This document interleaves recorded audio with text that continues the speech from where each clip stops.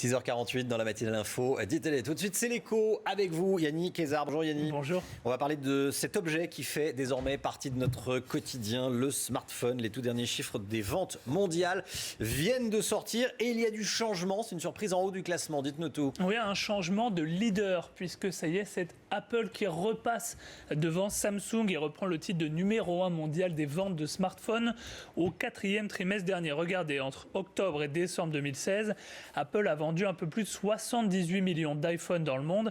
C'est quasiment un smartphone vendu sur 5 sur la planète tout de même, et c'est en hausse de 5% sur un an. Et pendant ce temps, vous voyez, les ventes de Samsung ont, elles, reculé de 5% et elles se situent à environ 700 000 smartphones de moins qu'Apple. Alors, en cause, bien sûr, le fiasco de son Galaxy Note 7 avec ses problèmes de batterie qui explosent, vous le savez. Mais on peut aussi dire que le mérite revient également à Apple, qu'on annonce régulièrement comme étant sur le déclin, trop dépendant des ventes des iPhones. Et on voit que, eh bien, au final, on constate toujours des ventes très solides des iPhones. En tout cas, elles sont reparties à la hausse au 4e trimestre. Et regardez ce chiffre que je trouve très impressionnant au 4e trimestre. Le chiffre d'affaires d'Apple a atteint 78,4 milliards de dollars sur un trimestre. Écoutez bien, jamais un groupe, tout secteur confondu dans le monde, n'avait réalisé un chiffre d'affaires aussi élevé sur un trimestre. Je vous ai fait le calcul par jour, ça fait 800 millions de dollars de rentrée d'argent par jour en moyenne pour Apple sur un trimestre.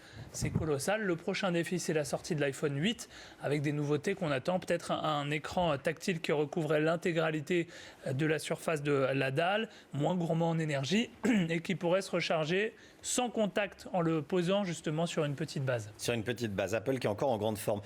Quid de la France? Comment ça se passe les ventes de smartphones en France? Alors là, c'est intéressant parce qu'il y a du nouveau. Pour la première fois depuis que les smartphones existent, depuis 10 ans, on constate que ça y est, en 2016, les ventes de smartphones ont reculé, moins 6% l'an dernier. Les Français ont acheté environ 20 millions de smartphones. Ce qu'on constate en fait, c'est que le secteur de la France est en train d'atteindre ce qu'on appelle la maturité en économie. Ça veut dire que ça y est, quasiment tout le monde est en train d'être bien équipé en smartphone. On est à un peu plus de 70% des Français qui possèdent un smartphone.